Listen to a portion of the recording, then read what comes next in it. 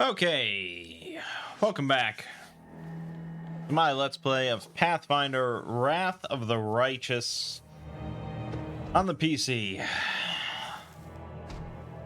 Last time we made a good number of attempts to kill Staunton Vane and Mangg, and eventually I had to drop down the difficulty, and then it was like a massacre on our side, so I'm not really comfortable with that difficulty where it is. Okay, so I already did adjust this last time. I couldn't remember. Yeah, so I don't want... I mean, I guess I could just do daring as it is. Daring as it is pretty nice. But I like the ability to constantly retrain, and I think that crits can be normal.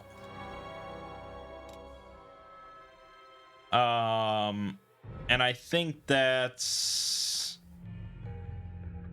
generally pretty good.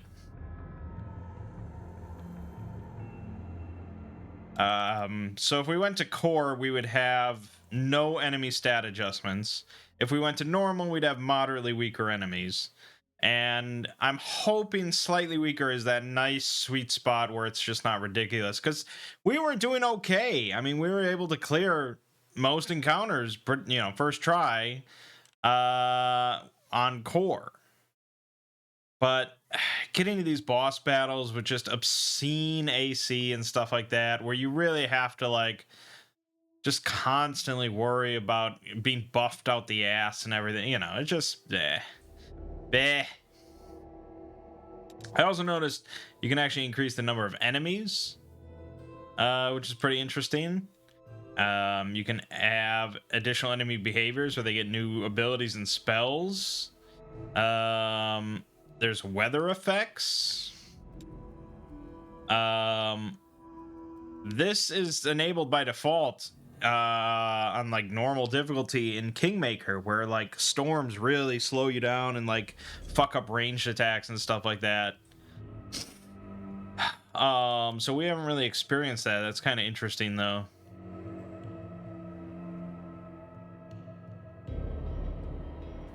Overall, I'm pretty happy with everything else that is as it is. All right, so with all that, let's loot Staunton Vane. Yeah, I'm gonna use this. Okay, so we got Soul Shear, Glaive. Ugh. +3 adamantine glaive, and when you kill something with it, it summons a demon till the end of the fight. And if you kill more stuff with it, it heals the demon for 1d8 +5. It's pretty cool.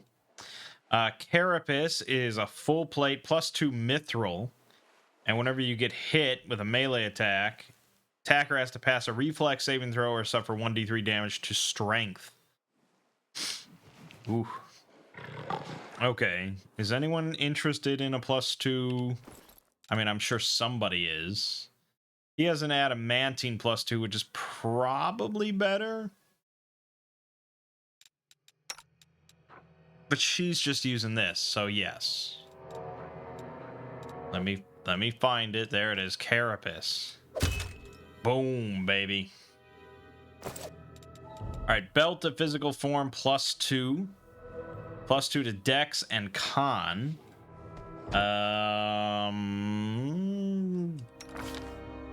Why do I feel like you probably have a good... you have dex. You have dex, but he could benefit from the con. They both could benefit from the con. Or we could put it on, like, Sabor.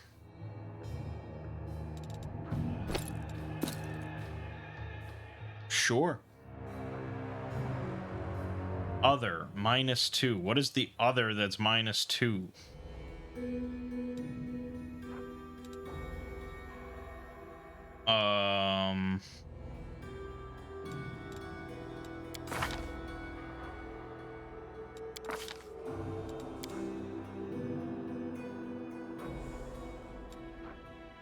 I don't know. What is the other? Why would you just say -2 and not tell me anything? I have no idea why he has a -2. Great. Maybe that'll go away. I don't know. And then the last thing we got +2 wisdom headband. Ooh, and a cloak resistance +1. You don't have a cloak. Here, take that. And you take this. Okay, so a +2 wisdom. I assume you already have that. Yep. I don't know who really else would greatly benefit from wisdom. I can put it on Sabor, and there you go. It's something. Okay, I think that's everything.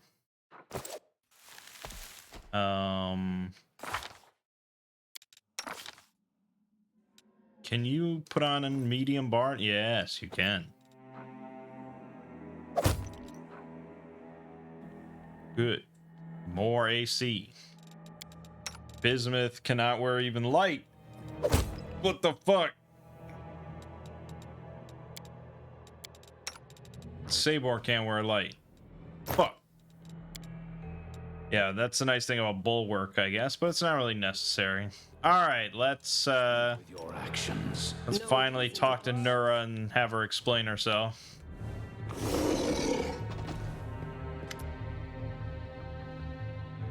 Well, what are you waiting for, you scum? Come on, finish me off. Kill me like you killed Staunton, and be glad you defeated the villains. Just make sure you don't wonder whose fault it was that he and I were on Demon's side.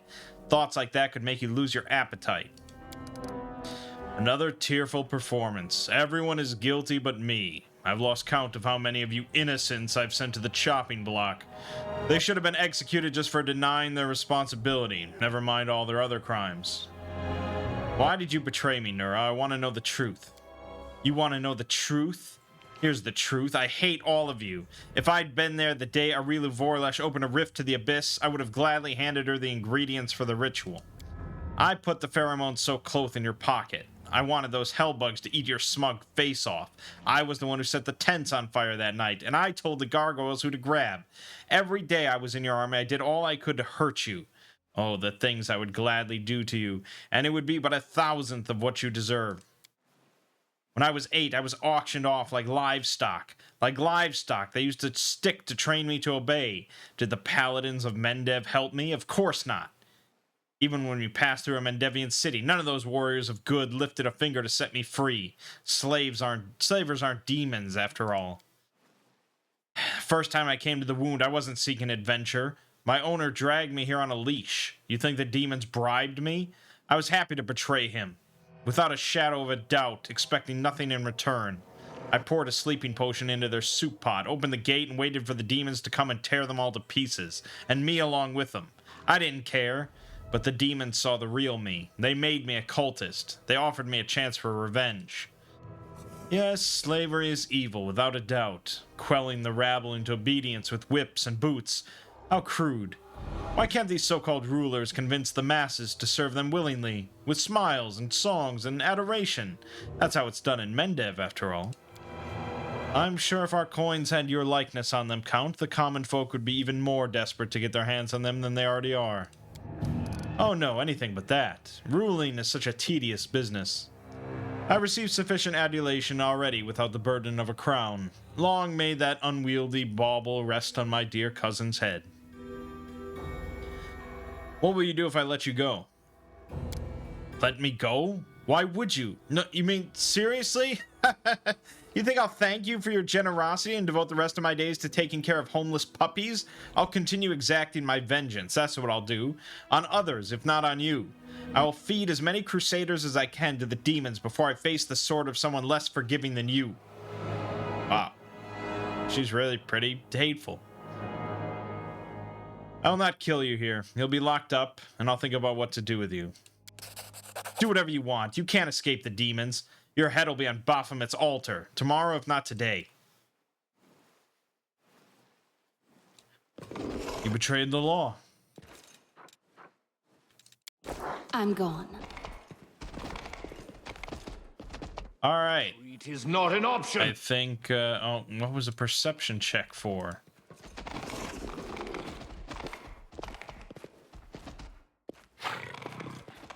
We do it my way. Hold on, now there's perception. There it is.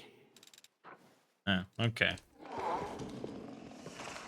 All right, job well done. I'm sick of this room. I'm sick of this floor. I'm sick of this tower. Let's get the hell out of here. The commander of the crusade has managed to overthrow 70 years of demonic rule in Dresden and restored the Sword of Valor to its rightful place. Will the commander be able to defend the banner she has won with such a valiant effort?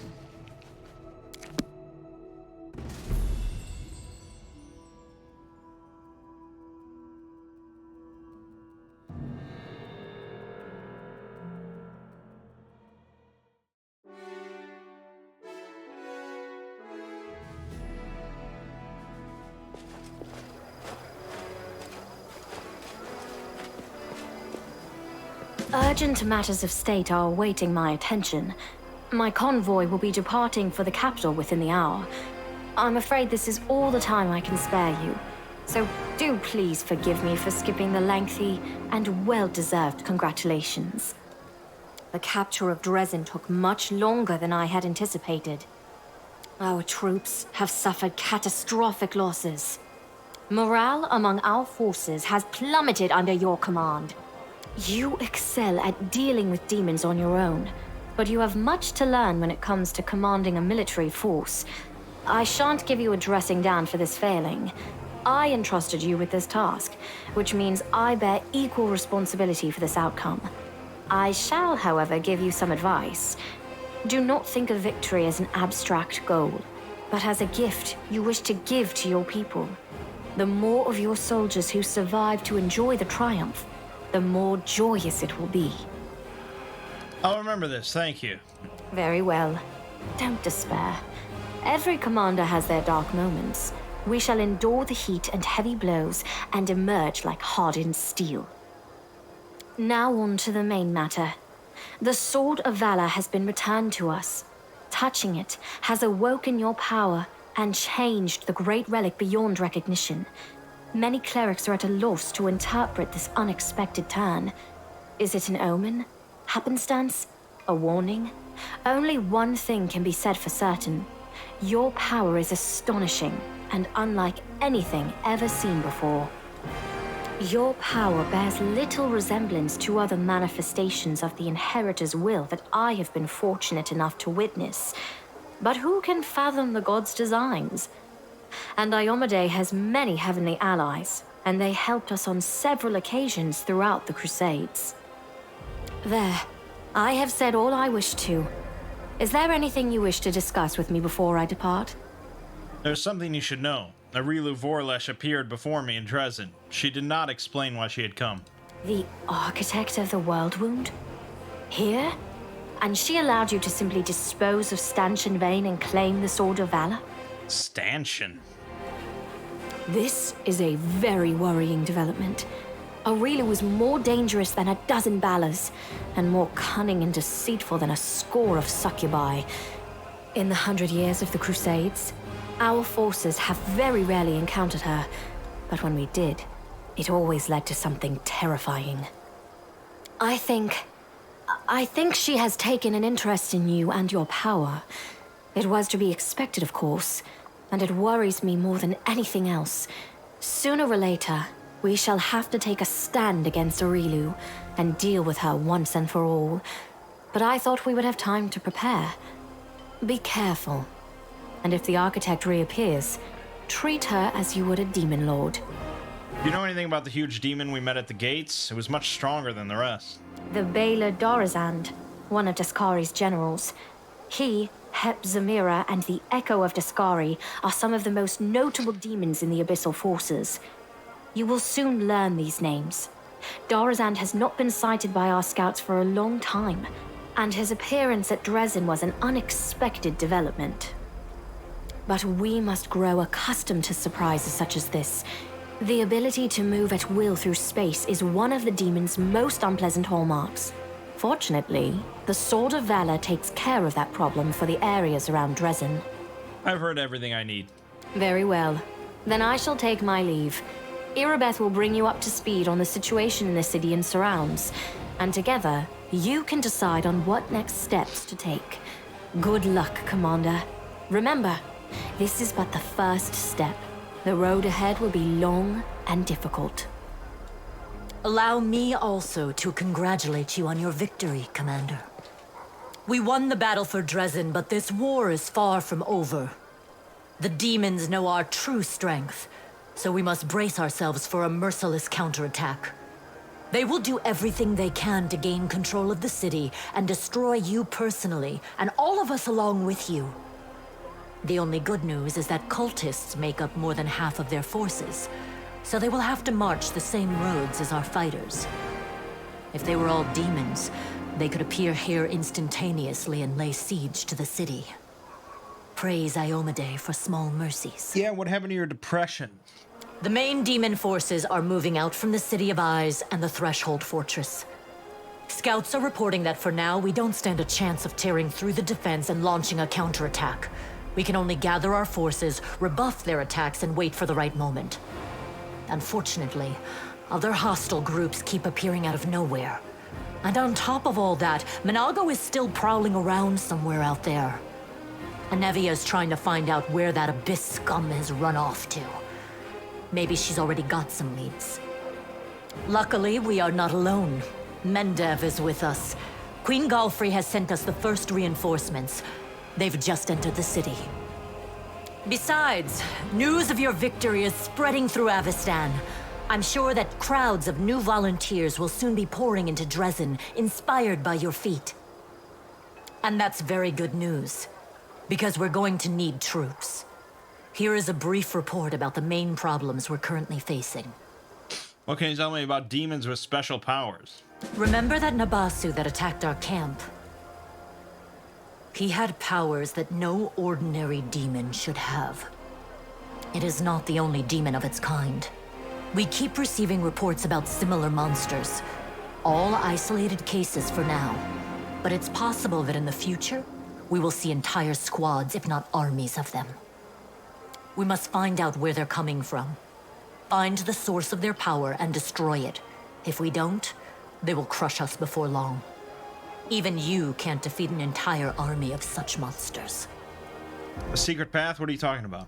We can usually spot armies of demons in advance, as their hordes march along the gray road from Eyes or Threshold.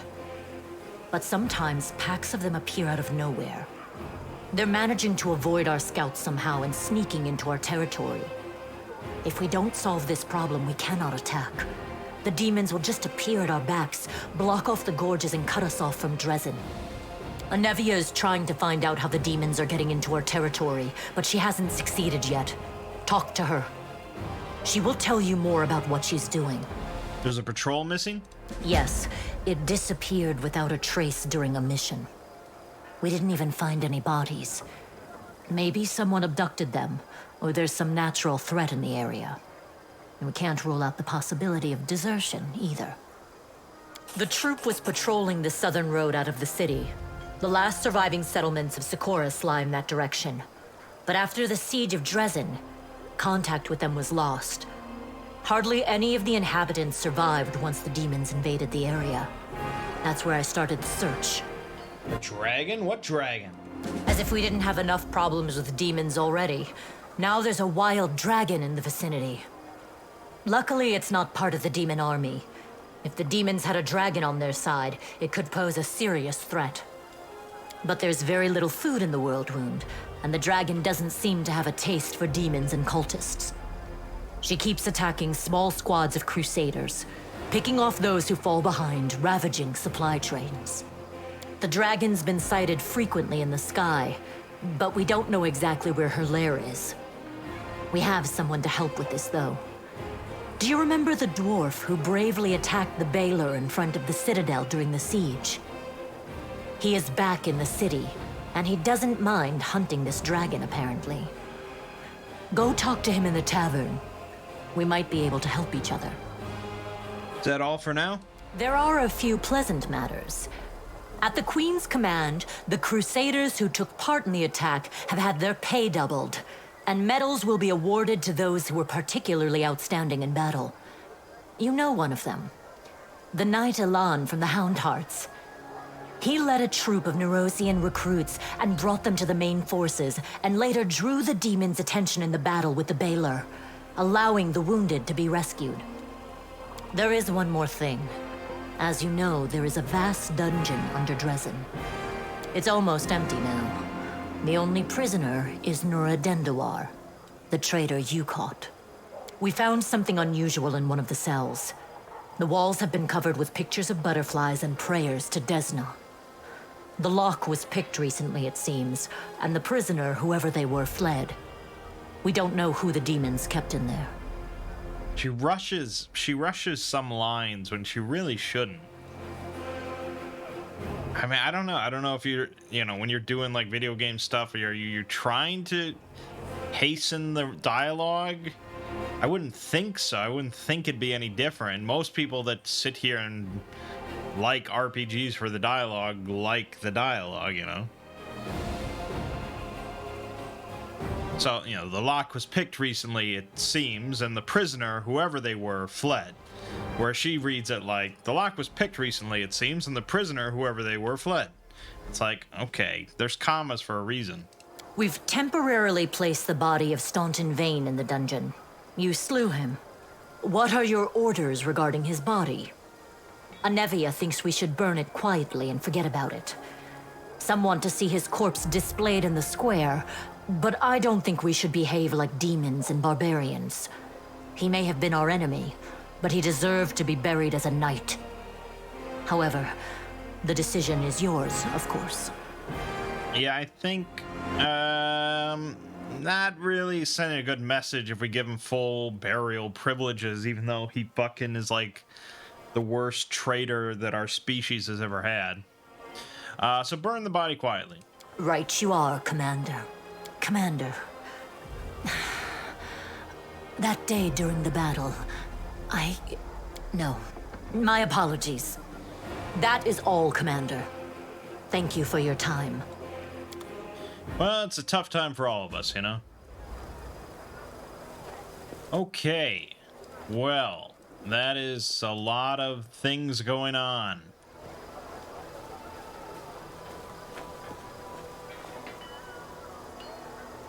And I can just walk around the whole fucking fortress however much I want. How much do I want to do that? There's a blacksmith if we want to finally sell all this shit.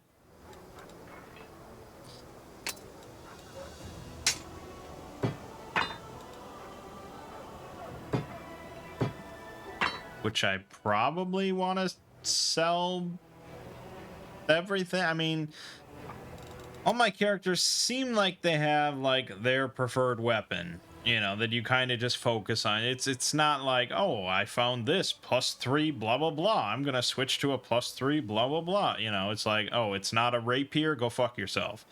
Oh, it's not a gnome hooked hammer, well, go fuck yourself.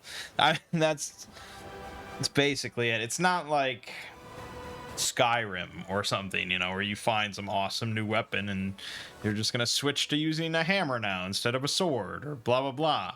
Actually, Skyrim might be different than that as well. I don't even remember because I never play that game with melee. But anyways, yeah. So I think for the most part we're good to just sell it all.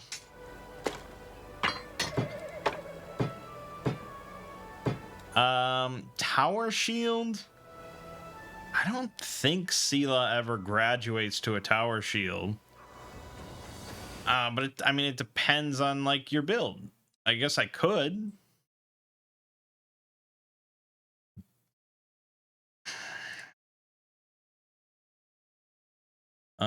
I certainly could.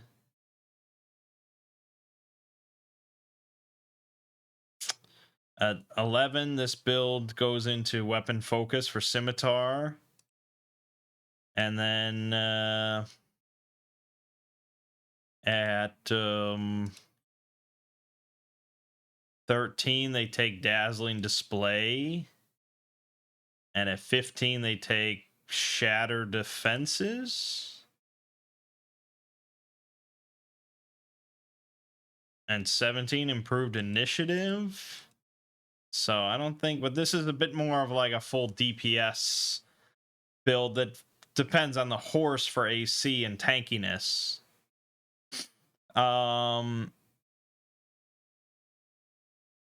So it's hard to say. I mean,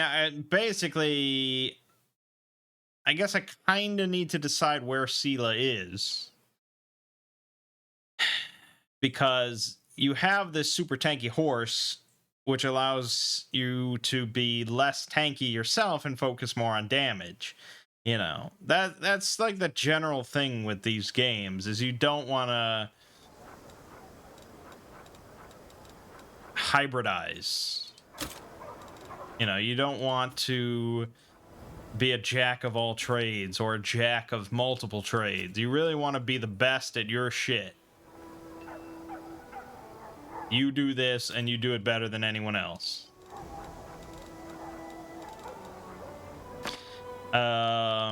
So where does Sela really fit in this party? I think that's what I kind of have to question.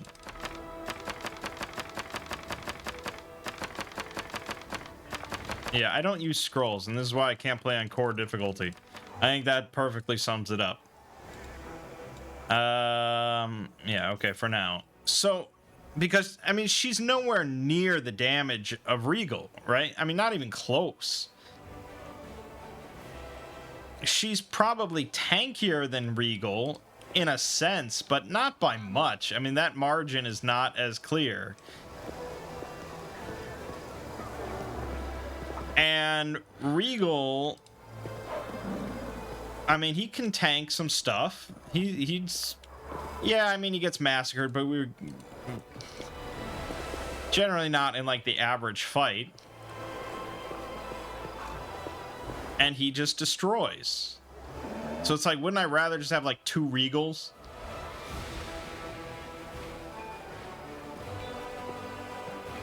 What is your opinion of me? I sincerely believe you can change and become a better person.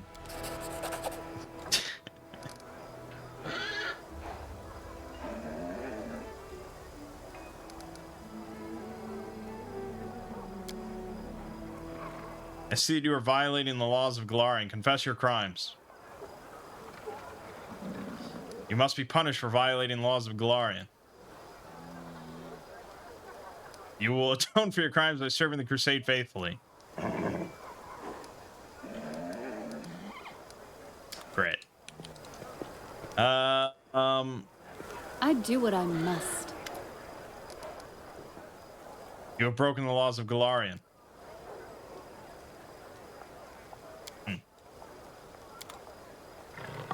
I can just go up to anybody and... Yes, I am the law. I'm gone. So... Yeah, I mean, overall, I feel like I'd be better off with 2 Regals rather than a Regal and a Sela. So I'm trying to figure out what I want Sela to do that she could do better than anyone.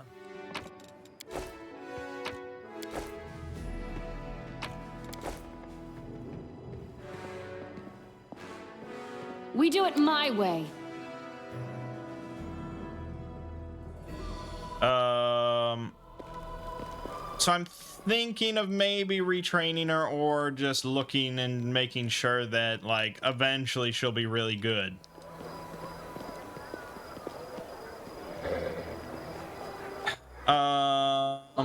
If you dare. Camellia is also probably my weakest party member at the moment, but she will eventually shape up, so I'm not overly concerned about her. Lan, I think, is decent. Regal has kind of upstarted him. Everbright Crusaders reporting for duty. My name is Kiar Koblin, and I'm at your service. Queen Galfrey is gathering the main attack forces in Norcian. She ordered us to replenish the losses suffered in Canabras and come here. We will support your troops. I'm ready to go to the front immediately.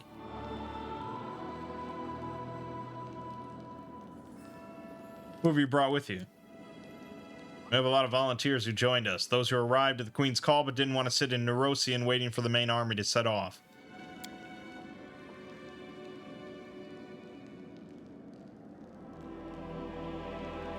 Did you fight in Canabras? How are things there? Not personally, no. Almost all those who remained behind in Canabras died, and the ones that didn't were disorganized and leaderless. But the order did not perish. New volunteers have been pouring into our ranks. Okay, this all sounds good. Great, you'll be serving under my command.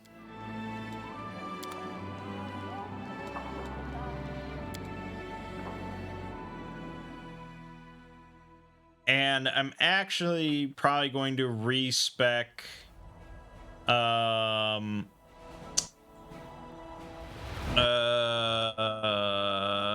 Bee. Now that you've captured Dresden, new options for the Crusade have become available to you. You can now construct buildings in forts and Dresden, issue decrees, and capture and investigate new regions. Both mercenary and trainable units will appear at the commander's headquarters in Dresden. The demon armies will try to take Dresden from you. Destroy them, or else after 7 days of siege, Dresden will be completely blockaded by enemy forces and you will no longer be able to command the Crusade. Well, that wouldn't be good. Developing each of the Crusade stats opens up new options that empower your armies and economy. Military focuses on drilling and training units. Recruit both trainable and mercenary units to improve the rank of your military stat. Logistics focuses on economy and construction. Construct buildings to improve the rank of your logistics stat. Diplomacy focuses on establishing contacts with mercenaries in foreign nations. Enhance the significance of the Crusade by earning resources of all types to improve the rank of your diplomacy stat. Leadership focuses on morale and army generals. Win battles and level up your generals to improve the rank of your leadership stat. You'll unlock corresponding decrees. Finance points used to recruit units. Material points used primarily for building construction. Energy points are used for the recruitment of mythic units and the completion of certain decrees. Okay. Wow. There's a lot of stuff. We've got 2 events here. A small crevice opened in the middle of Dresden. Then a tiny, sickly old man climbed out. Coughing heavily, he introduced himself as the spirit of the Sarkorian land and thanked the Crusaders for their struggle. He wishes to help the Crusade and is offering the commander a choice. He can either open up the metal deposits that sleep beneath the earth not far from the fortress, or grow lush forests on top of them where wild game will make its home. I could try and convince him to help with everything he can. Sure, seems good. Spirit explained that he was suffering from a terrible sickness. The breath of the world wound had poisoned him. He was tired of fighting this blight and thus agreed to spend what little power he had left to aid the Crusaders. With his remaining strength, the old man unsealed the ore deposits in the ground and revived the sparse groves, then vanished. Delighted with the fresh air and praising the spirit's sacrifice, the Crusaders rushed off to hunt and search for ore. Okay, well that was good. Frenemies. A conflict between 2 officers has led to a defeat in a skirmish with demons. One of the officers, a charming young noble, tried saving the lives of the soldiers. The other, a cynical veteran mercenary, acted based on the principle that victory is all that matters. The soldiers from each unit blame the other unit's officer for the defeat. How should the investigators arbitrate the guilty parties? We could punish both. We could punish one of them, or we can reconcile the 2 officers. Well, punishing both doesn't really make anyone that happy. Punishing one of them just pisses off one side. So I guess we'll try to reconcile. Socio is convinced that both officers have something to learn from each other. Following his advice, the investigator sent out the 2 of them on a mission together. They came back as good comrades in arms. Their units have been performing in harmony ever since, and the fame of the 2 great commanders has been drawing in new recruits. Wow. That's pretty incredible. Decrees. You can only have one of your decrees issued for each of the crusade stats at any given time. Each decree has a cost and a completion time. Some decrees can only be issued once, others have a repeat time, which is displayed in the decree description window. Your progress in crusade management unlocks certain special decrees. Stat rank up decree, relic upgrade decree, okay.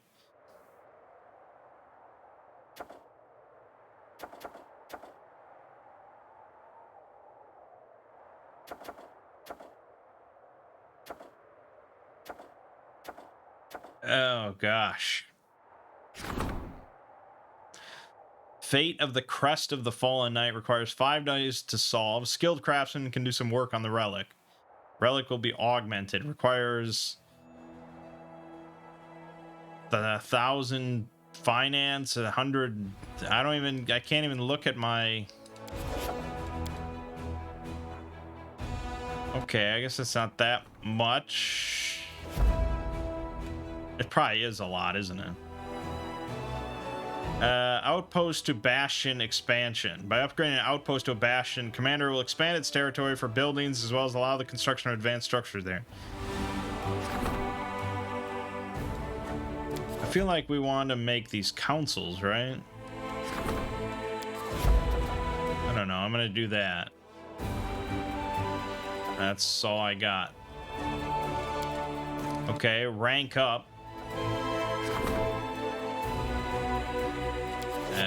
Okay. Oh, this is filtering all the decrees. Okay, yeah. Oh my god, look at that map. Holy shit. It always is startling when I remember how little of this game we've accomplished.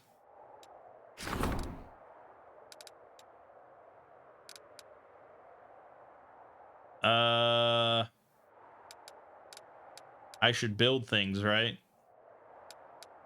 Oh god.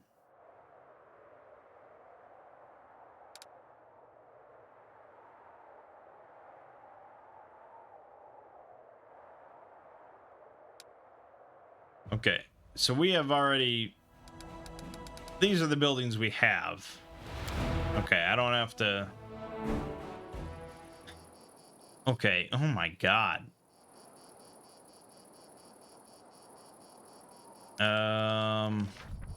Oh boy. What the fuck? It's a lot, isn't it? It's plus 10 bonus to energy for all generals. Plus 10% bonus to HP for all trainable units in adjoining buildings.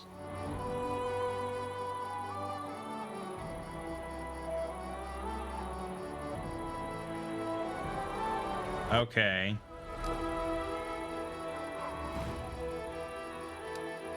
Okay.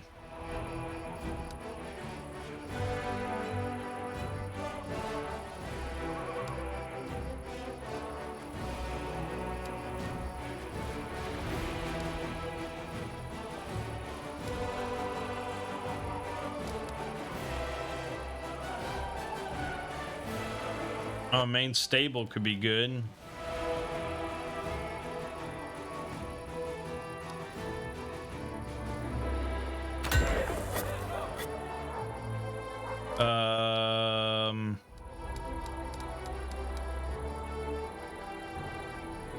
Plus 10% bonus to damage. Yeah, that's cool. Okay.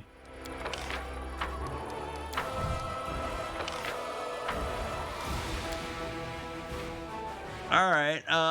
There's certainly a lot to take in here.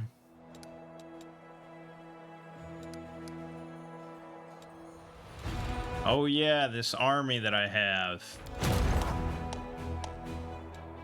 Yeah, okay, thank you. We've got some champions. Masterwork, great sword.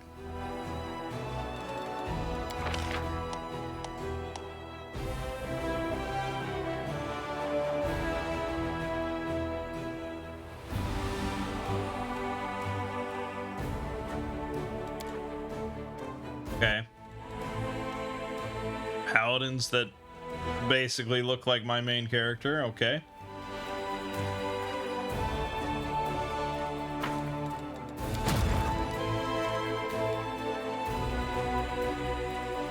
It's a decent sized army. That's only a 3.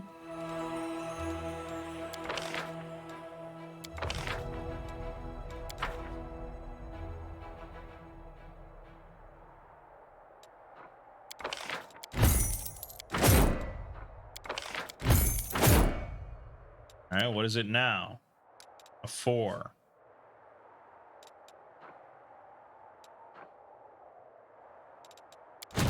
Oh, okay. You need to get back to the main action.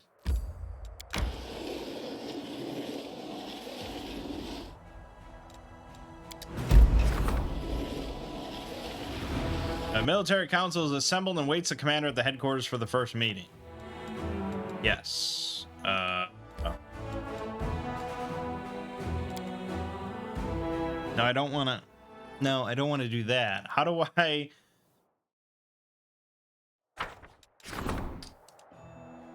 Yeah, okay. How do I get to my character again?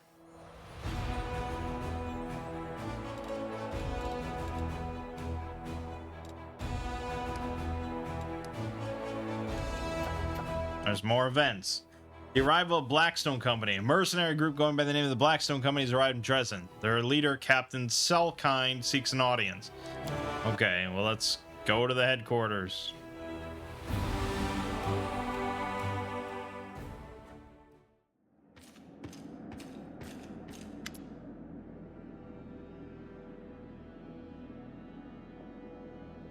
Why'd you join up with us?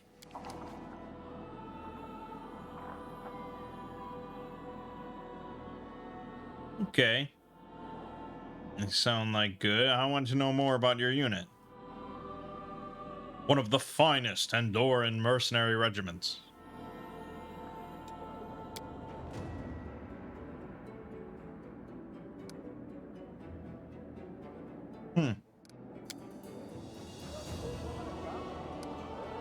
Get on with your duties.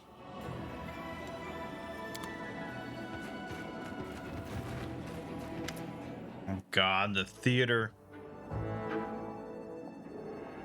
Now, I'm a master of stage equipment and scenery. It's my granddaughter, Tina. Yeah, you know I'm leading a fucking crusade against the entire demonic army, right? We can't decide on a climactic moment for the act that's all about the Battle of Dresden. Option 1, the commander launches herself out of a catapult and smashes down the fortress wall, allowing the armies to rush inside. Commander masquerades as a Baelor and creeps into Dresden in disguise, and then opens the gates to the Crusaders. The commander rides to the attack on an enormous mountain goat, or should we call it a battering ram, and it breaks down the city gates.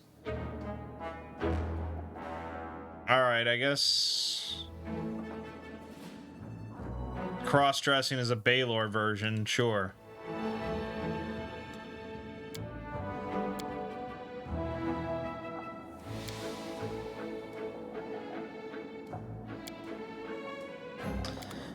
Oh boy, there's always gotta be some humor, huh? Captain Odin. Commander, it is an honor to call this first meeting of the Military Council to order. I am Captain Odin, and I've been serving under your command ever since the assault on the Grey Garrison. I'll do my best to be of as much use to you as possible in this role.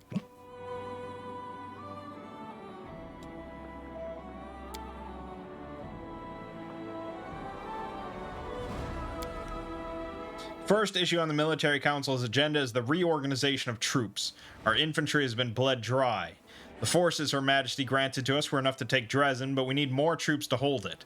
Furthermore, the army was assembled in great haste after the assault on Canabras and was never adequately equipped. Our scouts report that a powerful Baelor, Karamzadeh, is already preparing a retaliatory strike on Dresden. We can rely on freshly conscripted Mendevian soldiers. They may not have the skill, but our strength as always lies in the number and the fervor of the volunteers joining the Crusades.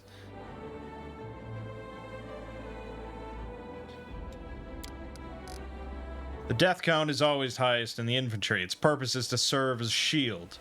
It would be wise to invest our resources in hiring and training heavy footmen with shields to ensure maximum protection, even if it limits their mobility and makes them less threatening to the enemy.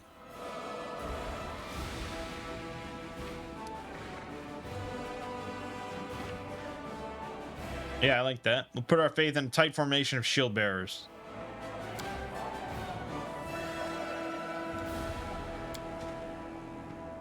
Alright, sounds good. And the Logistics Council. Ugly situation. Our logistics are a mess. We need more of everything, and what we do have is in disarray. Crates of provisions are rotting away in storehouses because some idiot quartermaster spilled beer on the papers. And fools are not the worst problem, there's also theft. Some officers grease palms to get a helmet with stylish plumage, or a fancy blade from Neurosian. Meanwhile, that means that ordinary soldiers are being armed with barely more than kitchen knives, hammer and tongs. It's time to give the entire logistics staff the bum's rush. The question is, where do we find capable and honest people to replace them? Veterans on the job.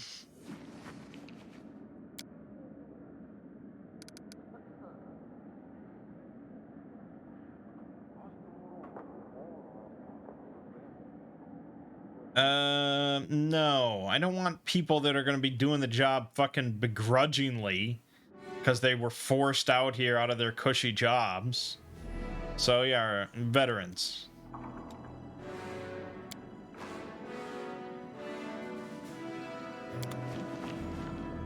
Decisions.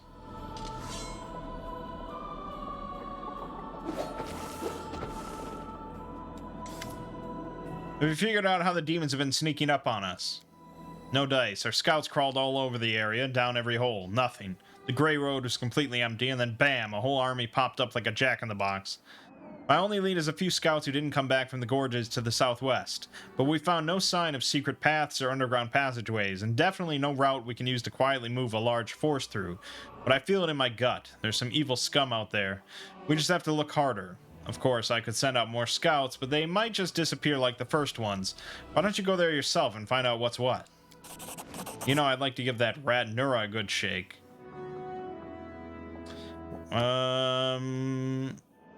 Did you find out anything about where Monago is now? Nope, zero zilch, a whole lot of nothing.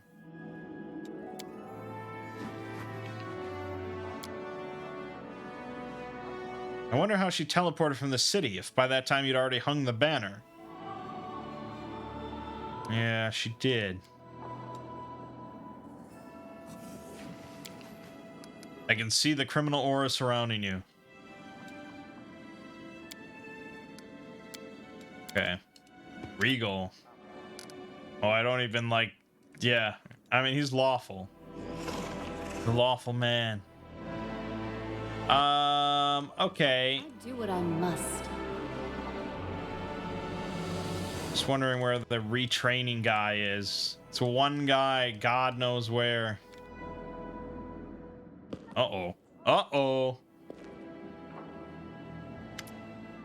As you are leaving, you notice movement in the reflection of a mirror that stands in the room. As you come closer, it seems as if the reflection of the mirror's surface is changing, revealing a starry sky. Or maybe it's a trick of the light, specks of dust illuminated by the glow of a torch.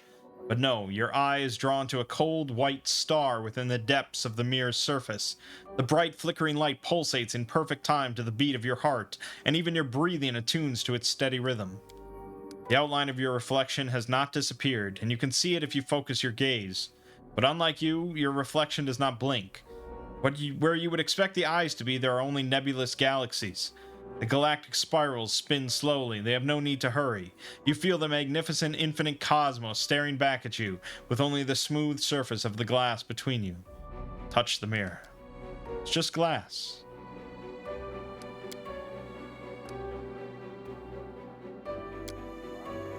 Look with the eyes of the Aeon. You recall the gaze of the creature you encountered in Canabras. Is what you see now just the shadow of a dying Aeon, or a glimpse of a new one, born somewhere in the multiverse? You feel connected to this being. Maybe the Aeon, the timeless judge, is slowly fading away and has come to give you some final guidance. Who are you? I am an Aeon, the embodiment of the law of the multiverse. I preserve the balance of worlds and planes, strengthening the fabric of existence. I want to bring order and peace to this world.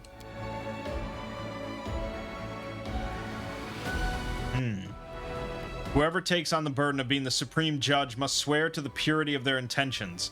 Who but us can endure such a burden? Swear and embrace the power of the Aeons, the only power that is able to save Golarion. Swear an oath. I, Taco B, commander of Dresden, by the will of fate and the power of the gods. I swear never to deliberately overlook unlawful acts. I swear never to cover my ears when I hear lies. I swear never to keep silent if my words would bring justice. I swear not to rule, but to judge. I will not be the executioner, but the executioner's sword. I will not enact punishment with malice or joy, but only in the name of the law. I swear to be a pillar of stability and order. And if I ever break my oath, may the Aeons, the keepers of order, punish me justly, and may my name be buried in eternal oblivion. This I swear. You know that the multiverse has accepted your oath. Nothing will ever be the same again, and yet everything is as it should be. This feeling of certainty brings you peace, like a taut string that's been released. But something is stirring, constant and restless at the edge of your consciousness. Golarion is imperfect, Mendev is imperfect, Dresden is imperfect.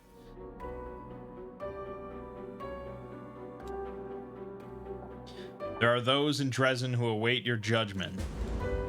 Find and convict the guilty in Dresden.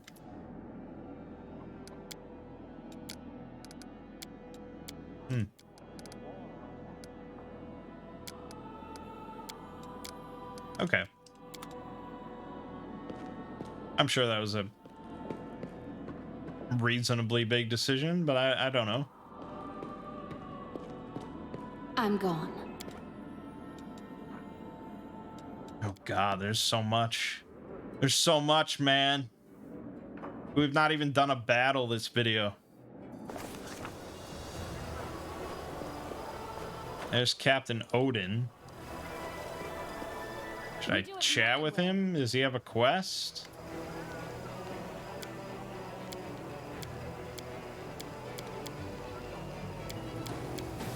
No.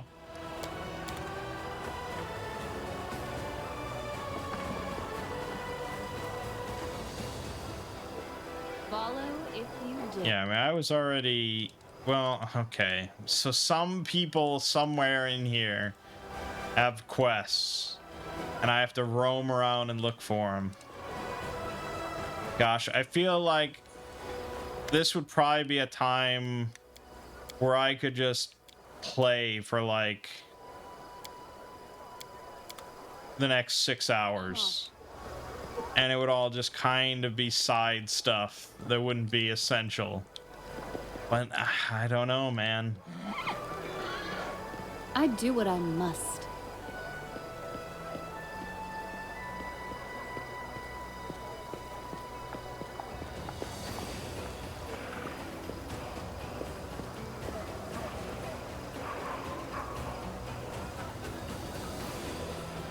Ooh, doggy. It's hard to say. It is a big ass game. Yeah, I mean, you hear a number like 120 hours. You don't really think about it.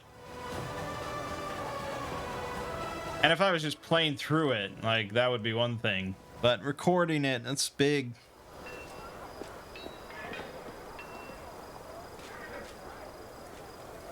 Where's the money, Lebowski?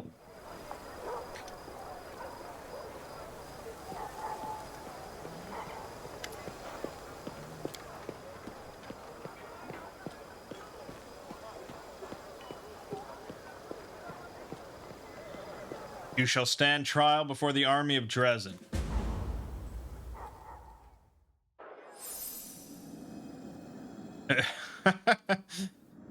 Privates Virum and Urwart hereby stand accused of extortion and threats. The victim, the merchant Eritel, has accused them of threatening his life and property and of regularly extorting large sums of money from him.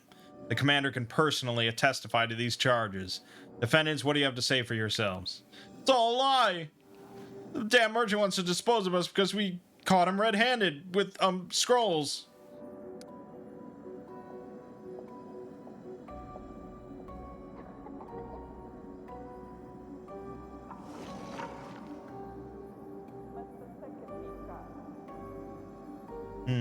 Do I want him in prison or just out in general?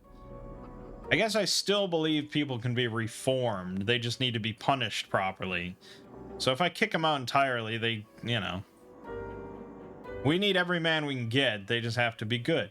So, privates, you shall return every last coin to the merchant, and then you shall go to prison.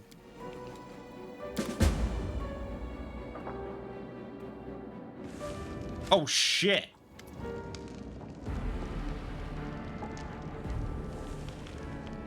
The famous commander of Dresden, news of you has reached even our depths. My lord has taken an interest in you and has sent me to make you an offer. Call me Meles, commander. I think our acquaintance will be extremely interesting. We have so much to offer each other. I have my, as you denizens of Galarian would put it, people with me. Of course, none of my soldiers are actually people in the strictest sense of the word, but all of them are ready to kill demons. How did you get into Dresden, demon? Yeah, so this is a devil, not a demon. Big difference. Demons are chaotic evil. Devils are lawful evil. Where are you from? From hell, commander. To be more precise, from Cana, the abode of Lord Mephistopheles, the merchant of souls. Why do your devils look like normal people? Not all crusaders are experienced enough to distinguish a devil from a demon. They might even go after a tiefling who happens to be in the wrong place at the wrong time. We want to gain their trust, not arouse fear and suspicion. Isn't your appearance unusual for an ordinary devil? We may be strict disciplinarians in hell, but that doesn't mean we're all ascetics. Failed my lore religion check. Damn, that was a tough one. 31 DC on that. What offer do you wish to bank me?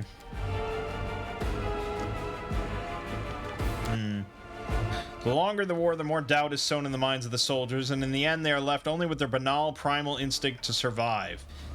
Crusaders must seek victory, but to seek victory they must believe it is possible to achieve. What can sustain that belief, Commander?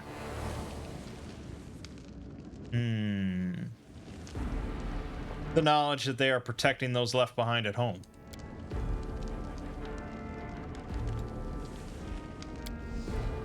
Strength. The knowledge that they are superior to the enemy. And I'm ready to give your soldiers this strength. On one condition, of course. You're offering strength to my soldiers in return for what? In return for the only payment that has any real value in hell. Their souls.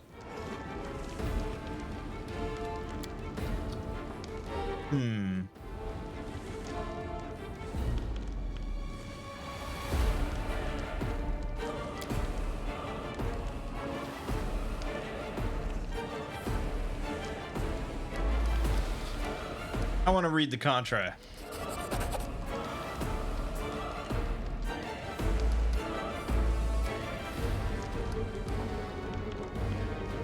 What will happen to the souls of those who sign the contract? They will go to hell. They will suffer, and then they will serve one of the archdevils.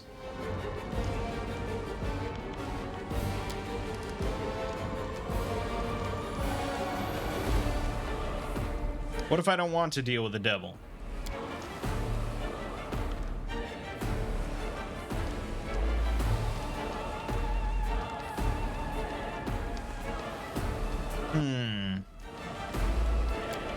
They are very lawful. They care about the law a lot. But they also, you know, torture souls in hell and stuff. Oh, Oh boy, I don't know. I'll think about it. I want to actually read the contract.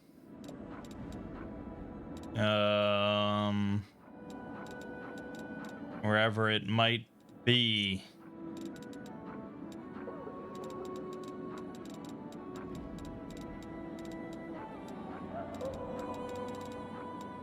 Okay, I'm not seen it. Is it notable?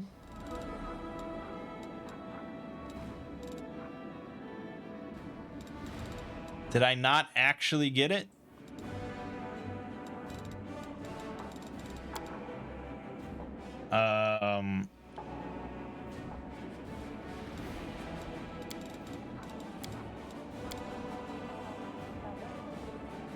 Oh, there it is. Okay.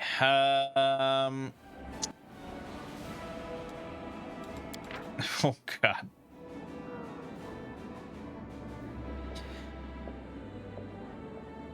Hell and Lord Asmodeus shall issue a loan to the soul seller in the form of abilities of a magical nature. These abilities shall exceed those of an average mortal mage and shall be granted for the full duration of the remaining period of the soul seller's life. The soul seller undertakes before the Hell and Lord Asmodeus to surrender the soul seller's own soul to the soul buyer, fully and indivisibly in perpetuity, at the moment of their death. Soul buyer shall collect the soul of the soul seller at the moment of their death, deliver it to Hell, where the soul shall be engaged in the service of Lord Asmodeus for all eternity. The soul seller shall not use the abilities obtained as a result of signing this contract against the soul buyer and or the soul buyer's representatives. Any breach of the fourth clause of this contract shall incur a penalty in the form of the immediate collection of the soul seller's soul. Upon execution of the third clause of this contract, Hell, represented by devils and archdevils, is free to do with the soul seller's soul as it deems appropriate. I mean, it seems fairly clear.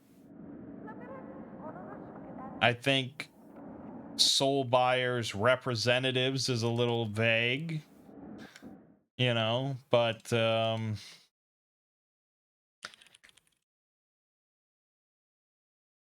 it's hard to say.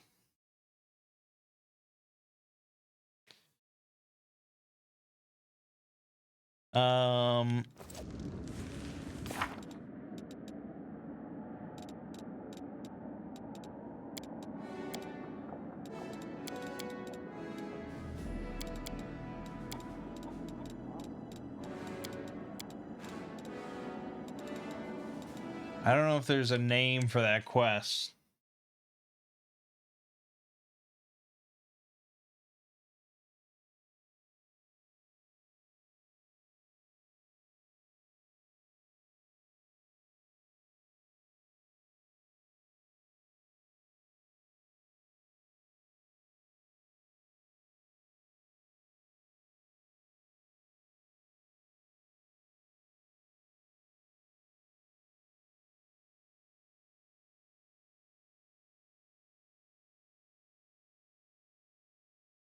There's a discussion here going on if an Aeon role play, like in a role play discussion, would he pick it? Like, would he allow the contracts or not?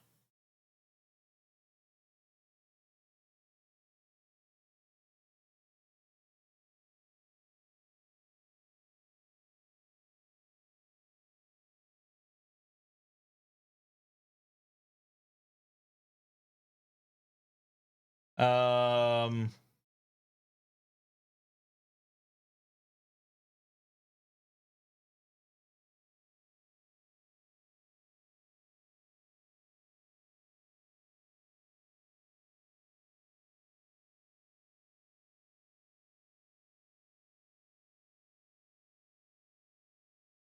hard to say. I mean, there's different back and forth there.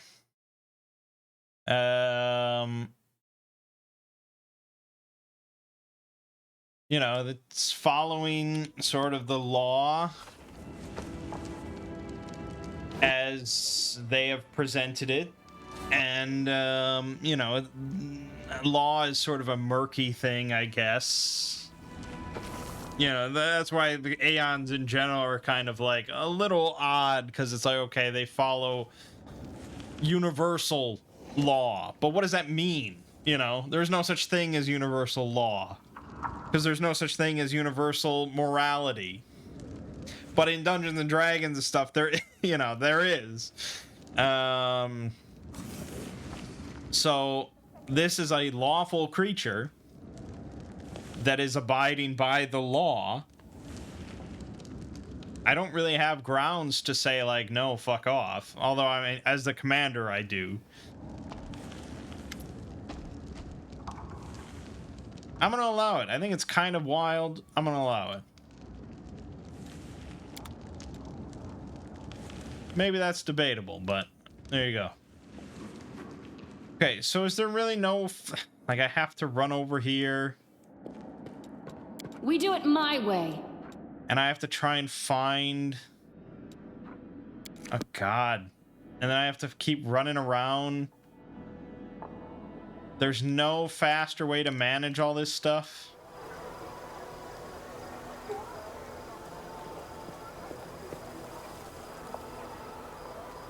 This is sort of what I'm saying. Like, this whole thing could take a long time.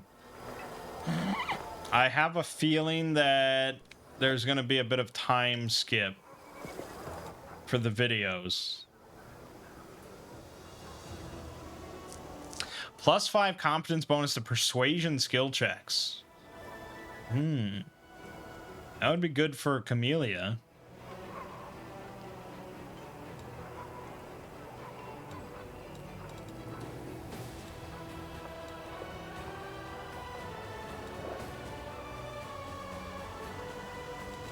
There's a lot of good stuff there. Yeah, I have a feeling like I'm just going to be doing some stuff on my own, and we'll come back and I'll discuss it. Obviously, like, I'm not going to be able to just show you everything in this game, and so far it's been pretty damn close to that. Follow if you dare. So, yeah. I can't even find, like, the retraining guy. I'm gonna have to run around for God knows how long. Time to act. Apparently there's a couple quests here, but who knows where those are. So, yeah, I mean, I don't want to bog down the videos this much. It's all fun and games when we're just storming through the fortress, room to room. But this is a... yeah, a bigger... I do what I must. bigger thing, a bigger section, more open section. There's Ember. Oh, okay. I'm going. Social. Yeah, who knows where this dude is? There's Horgus Gwyrm. I can see the criminal aura surrounding you.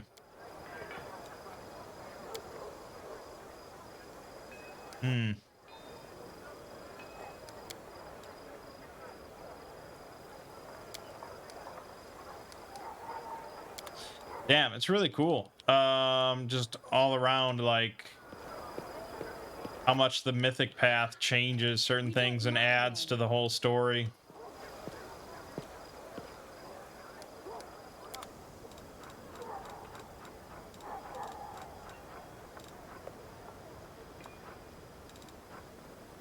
Holy Rapier +2. Hold up. Shit. I'm gonna buy that. That's a nice little upgrade for Camellia. 32,000 bucks. God damn. Commander don't get no discounts. Jesus.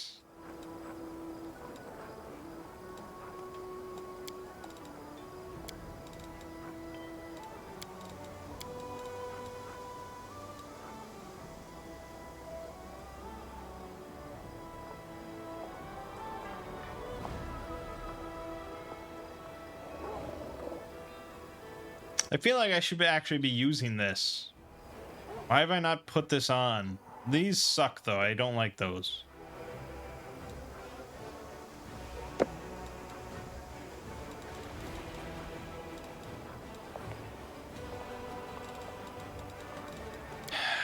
Fine. Okay. Enjoy. Ooh, very nice. Follow if you dare.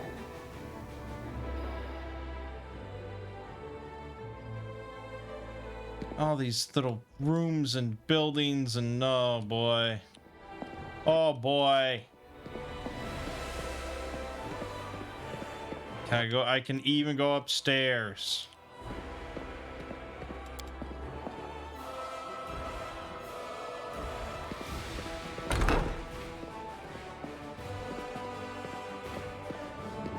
What am I doing? What am I doing? Oh, there's the guy. Holy shit. Okay. So yeah, I wanted to remake Takobi yet again.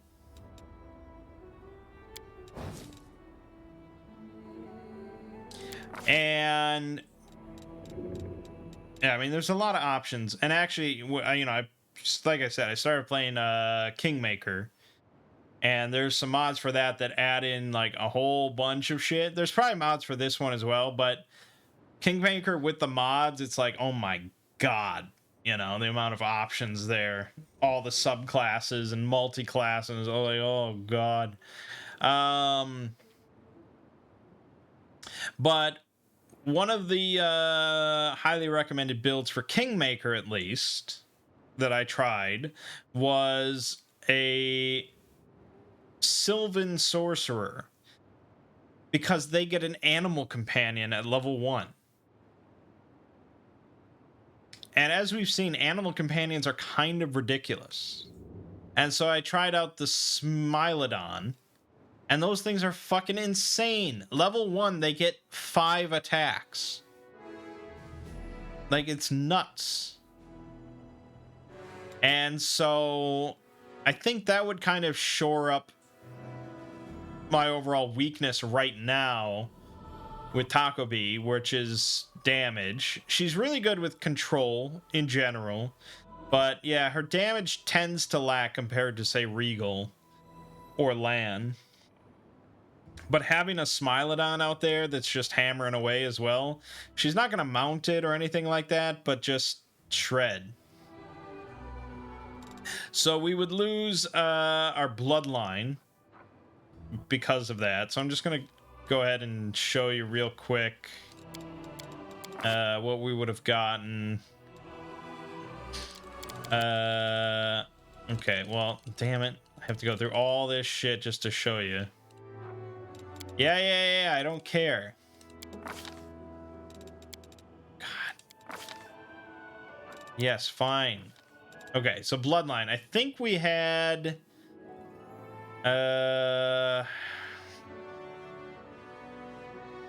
Did we do Arcane? I feel like we may have done Arcane Bloodline. So...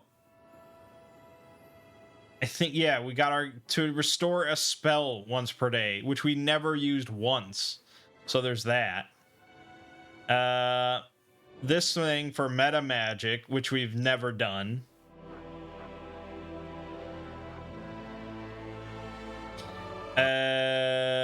Combat casting adept for concentration checks. Okay, and then we got some free spells like magic missile, invisibility. I'm pretty sure this is what we picked, right? Because I switched off of fire.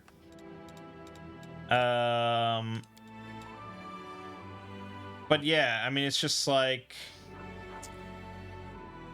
The bloodline is decent. It's mostly just like some extra spells, which is good.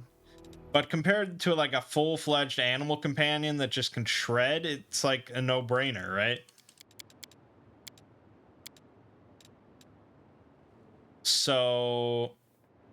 yeah.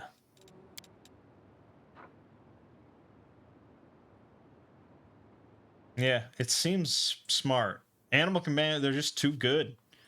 It's like just like having an extra person in your party that's just like built for DPS or tanking or whatever. So otherwise, I think we're gonna mostly stick with the same stuff. A lot of this is gonna be the same. Although I don't remember what I was.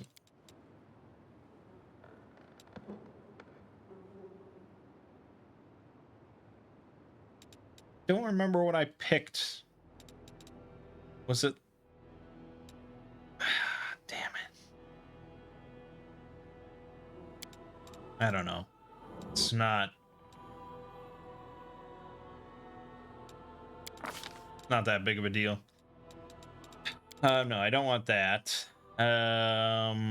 We want Constitution a little bit. Probably. Don't think you care about a whole lot else.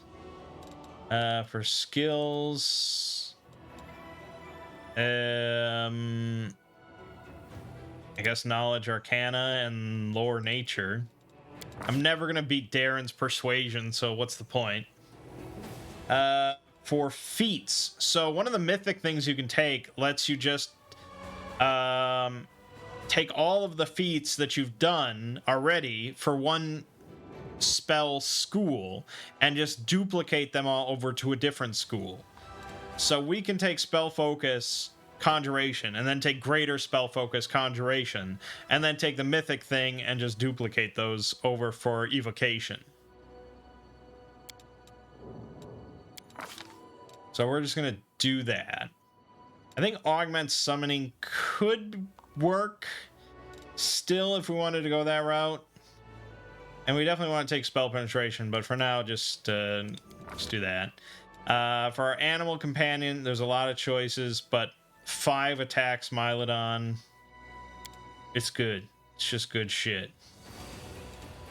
Yeah, usually the big options or the big choices I hear are like wolf or dog, horse, Smilodon, leopard. Generally, I never have heard of anyone taking giant centipede. I have heard Velociraptor just because it's kind of cool. But yeah. For spells, we of course want grease. I think it's still important. I think magic missile. It still has times where it comes up and I'm like, yeah, that was good. That did damage when probably nothing else would. That's a little, yeah, okay. You should have run. You can even rename yourself if you so choose. I don't remember what birthday I had, and it doesn't matter. A test of my abilities. Okay, so that was good. Now we're gonna continue. Pretty much same shit. Yep. Simple, simple, simple. So then we don't want to take spell focus for evocation. We want to take spell penetration. And we want to grab possibly magic weapon, but I think snowball is kind of nice. The damage really falls off because it reaches a max of 5d6. I guess, yeah, at this point, 5d6 is not great. It's going to be like 12. 15. If it all works. So maybe I just grab magic weapon instead. Or color spray to stun. So I think color spray... Yeah, even if they have 5 or more HD hit dice, if they fail their will save, they're still stunned for a round.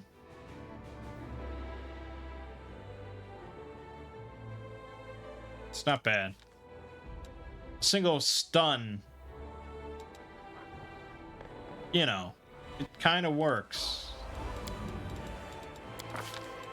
You can do a lot in a round when your opponent doesn't do anything. All right, level 2 spells. We could take Create Pit, but honestly, we're going to take Acid Pit, so I don't think we need that many pits. Stone Call just doesn't end up getting used that often because I don't like to hit my allies. So, aside from that, Glitter Dust, I think, is solid. We're not going to get that. Or are we getting that? I think we get that automatically. Never mind. We get that from being an ASMR Muse Touched. So don't take that. Yeah.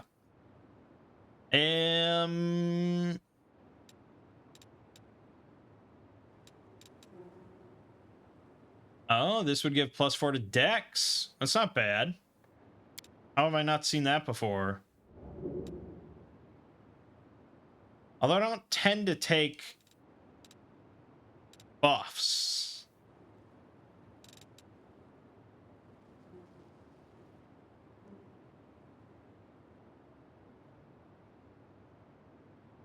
That's really like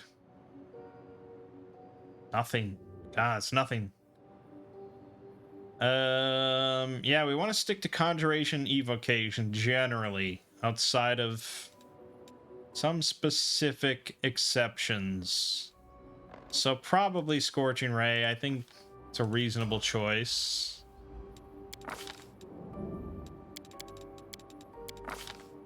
We want greater spell penetration. And we'll grab...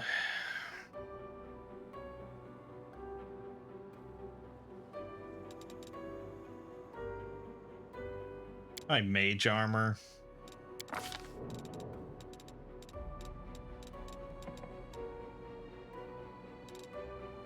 Could take web.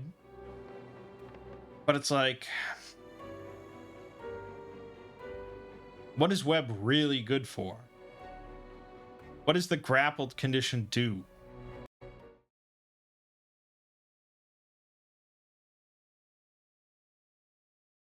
They cannot move. Take a -4 penalty to dexterity, -2 penalty on all attack rolls. And they can take no action that requires 2 hands to perform. Okay, I mean, I've ignored it until now because I thought Grease served a better purpose. But maybe not.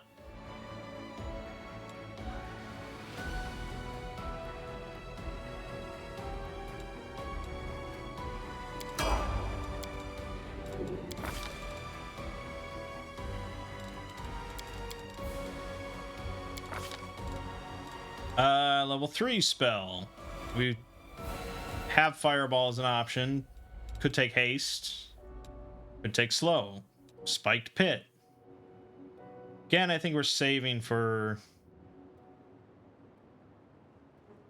Acid Pit, but Stinking Cloud, that's a good one. Let's grab that.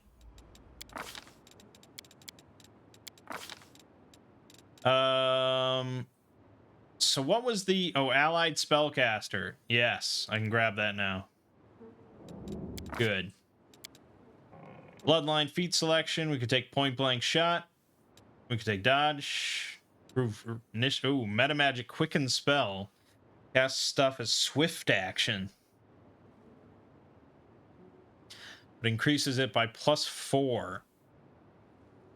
So that would be a level... maybe you can... I don't even know if you can use it on cantrips, but if you could, it would become a level 4 spell slot. Jesus.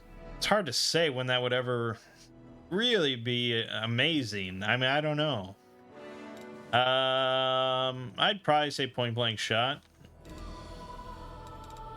And we'll grab...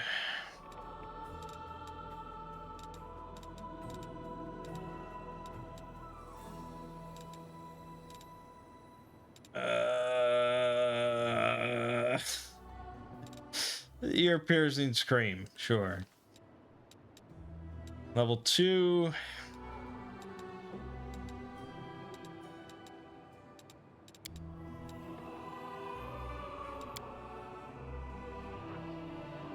Have I fucked up and I didn't get glitter dust? I got hideous laughter, and I'm not sure where that comes from. I'd have to look at my whole class thing and race thing, everything. I'm gonna regret taking glitter dust because I'm sure I'm gonna get it, but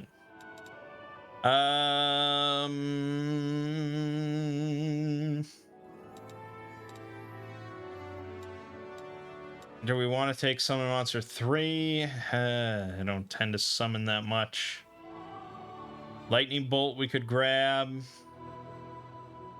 I know that Aeon is going to give us haste, right? We can take that as an option. So I guess it's not really necessary. Fireball's good. Fireball's probably going to be better than it was due to me having a little bit better like spell penetration and stuff. So it's probably worth taking. Or I could take Lightning Bolt instead.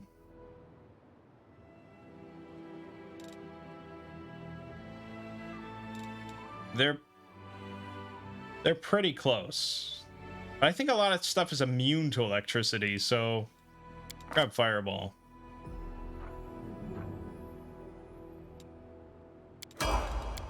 We're still going. I know.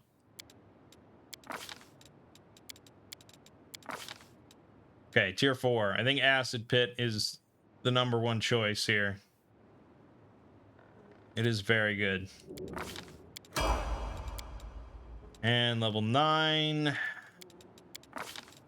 One more feat.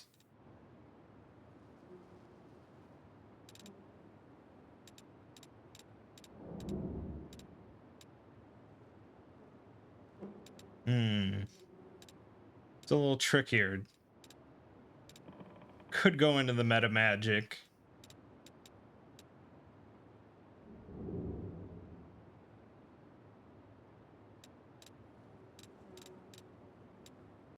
Hold on.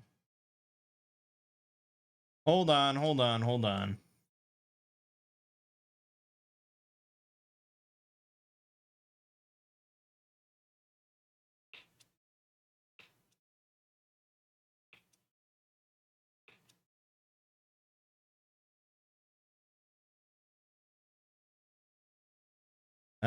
Selective meta magic is apparently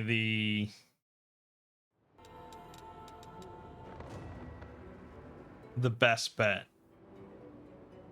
When casting a selective spell with an area effect and a duration of instantaneous, you can choose a number of targets in the area equal to the ability score modifier used to determine bonus spells, charisma. And these targets are excluded from the effects of your spell, and it will increase the spell slot by 1. So this allows you to easily turn Fireball into like better than controlled Fireball, where it won't even hit your allies. I can see the benefits of that.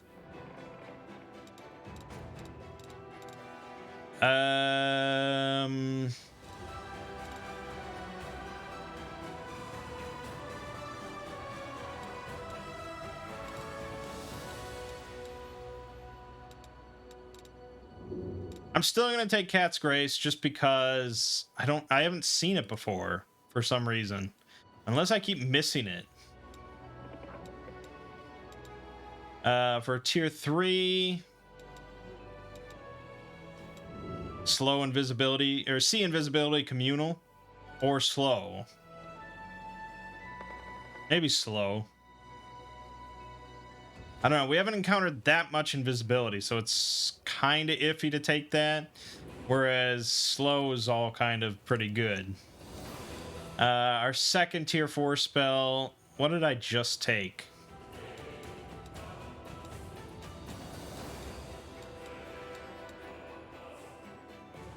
Did I take Summon Medium? I think I took Summon Medium Elemental. Okay, we're not really big on summons anymore.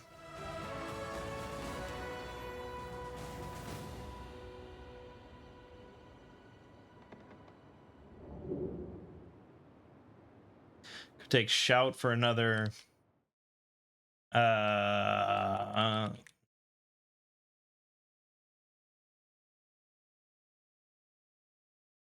Let's see what people recommend.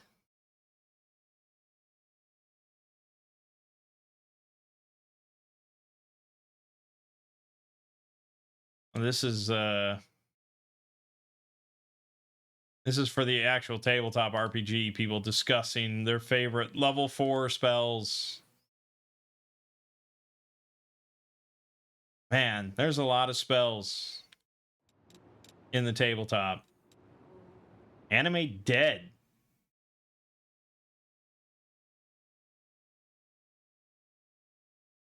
Animate dead, huh? Hold on, let me try and find.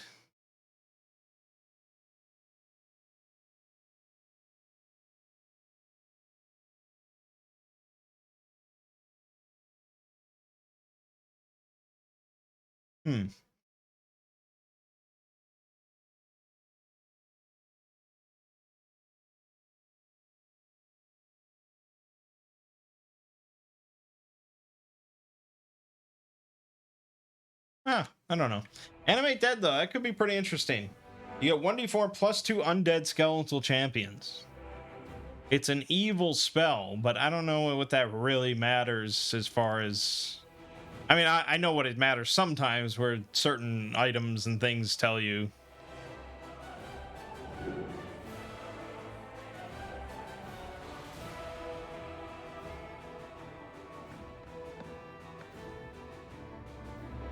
I don't know. It could be fun.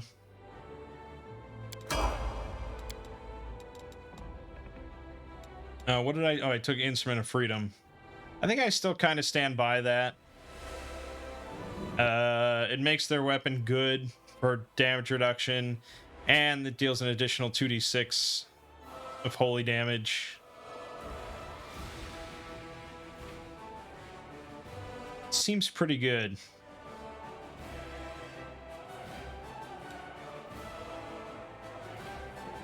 Force Reality seems like the Aeon sort of pick.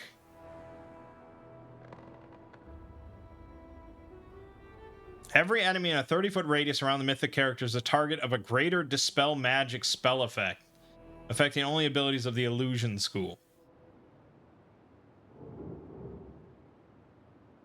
On the second rank, though, you gain the ability to fix hindering abnormalities in his allies. One ally in close range is target to a greater Dispel Magic spell effect, affecting all negative effects. That could be pretty good, too.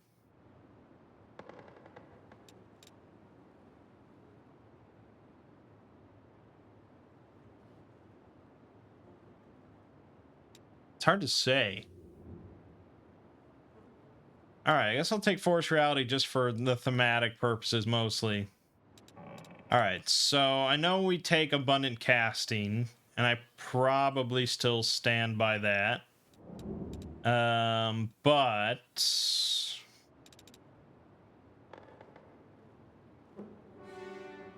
you could take Favorite Meta Magic Selective. Then it doesn't even increase the spell level. That seems pretty nuts.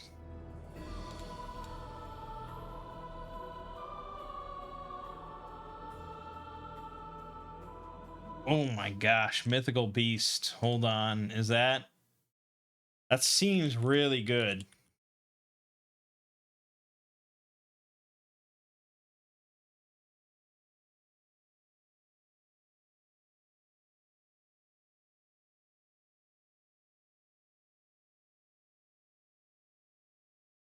Yeah, Mythical Beast is recommended.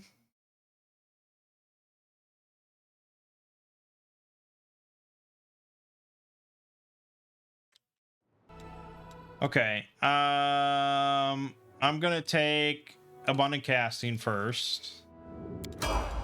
And then for the second rank, for my Mythic Feat, Spell Penetration Mythic is pretty solid.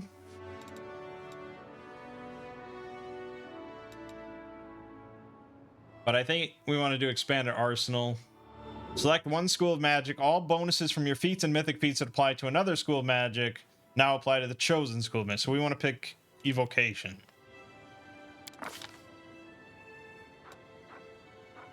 We got summon wood golem. Where did that come from exactly? Did that come from my... Oh, okay. That's fine. And then the third rank. So now we want mythical beast. So our Smilodon. We get a bonus to its strength, dex, and con equal to 2 right now, I think. And then its attacks ignore damage reduction except for like unavoidable damage reduction and count as ghost touch weapons. So they'll hit ghosts. Enforcing gaze. So I went with attack last time. And you'll notice that I could not change my path. The respec does not quite go that far. You can change everything, including your gender and appearance and everything, but you cannot change your path. But that's fine. I'm perfectly fine with that. So I went with attack, but they actually kind of recommend like save DC.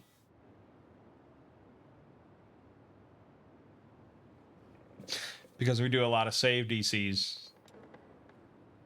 And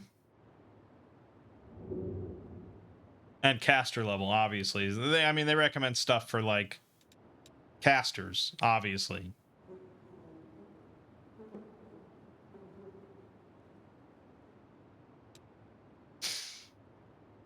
So fuck it. I want to make Taco be more useful than she has been. So we're gonna go with that. Yeah, I still don't know what to do with this level 1 shit. Remove sickness and fear and shield of faith. Okay. Ooh, Smilodon.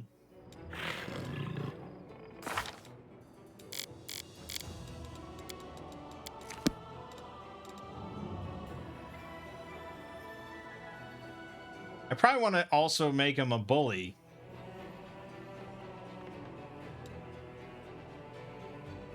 Right? Because we're basically following the same build that we used for the leopard.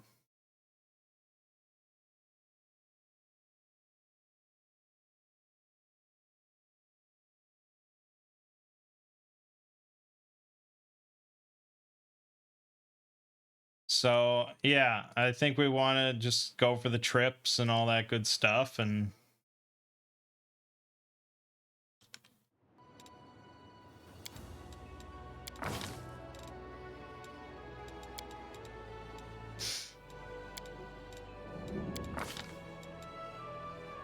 grab Fury's Fall. Same sort of build. Oh, I need a name for this. What was this? I mean, ugh, God. Was the thing... No, I don't know if there has been any Smilodons in any Disney movies. Oh, no, there was a Smilodon in the Aladdin TV series. Oh, that's what I thought. There was a Smilodon in Ice Age.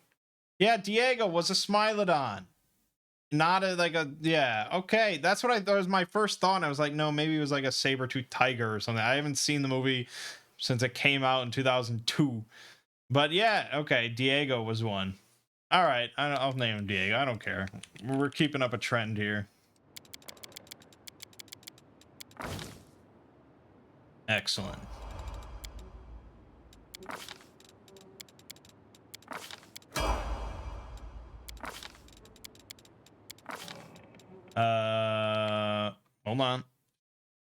Hold on. Hold on.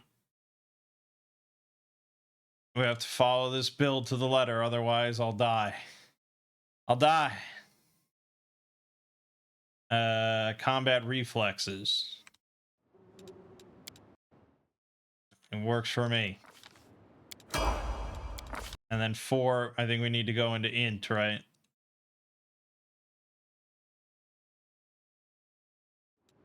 Oh, they actually has a...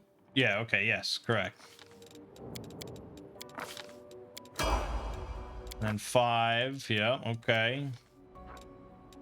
I think we take outflank at this level? No, not outflank. Tandem trip at this level?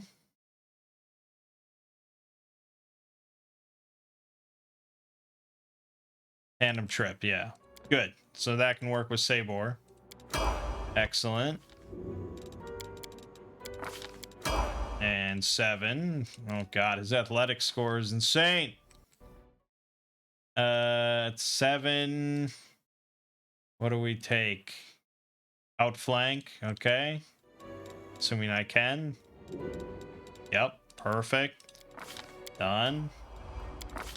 Level 8. Now this goes into strength. I kind of skipped over it.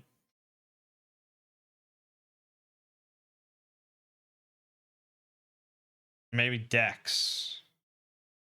Why Dex? Yeah, that would make the most sense.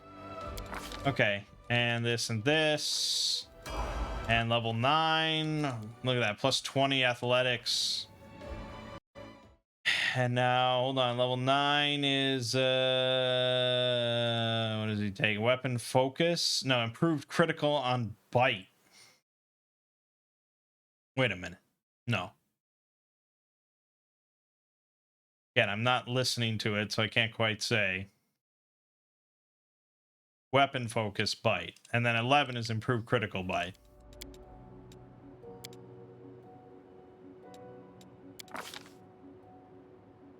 Okay. Done. Holy shit. It's gonna be beast mode. Beast mode! Look at that. Look at all those attacks. Plus 14, plus 13, plus 13, plus 13, plus 13. The damage is not insane, but it's a lot of attacks. And with outflank and tandem trip and all that sort of good stuff, it's going to be nice. You know what I think that -2 is from is actually their size, right? Because he's large now. I'll take care of it. That's badass as hell. All right, this was a really long video because I completely retrained Takobi and I basically created 2 characters. So yeah, I'm gonna play on my own for a little while. I don't know when I'll stop. I'm sure a moment will present itself, and I'll give you a big recap. You're gonna miss out on a fair amount of stuff, but there's so much stuff, so I don't think it's the end of the world. But for now, my name is Mangg.